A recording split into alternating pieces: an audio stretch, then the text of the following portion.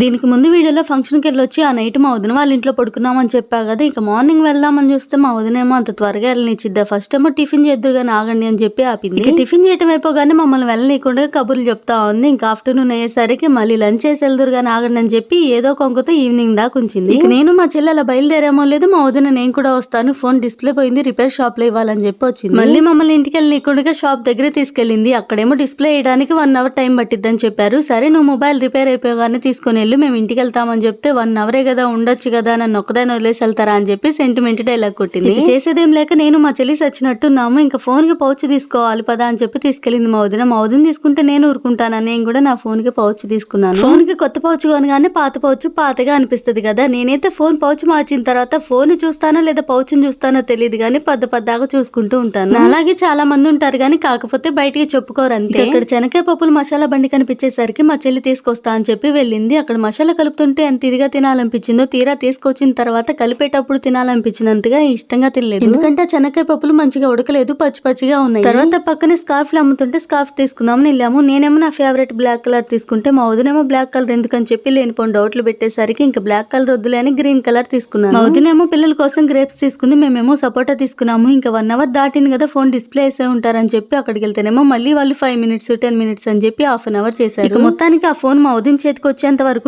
తను ఆ ఫోన్ తీసుకోగానే తను అటు నుంచి అటు పంపించేసి ఇంకా మేము కూడా ఆటో ఎక్కి ఇంటికి వచ్చేసాము.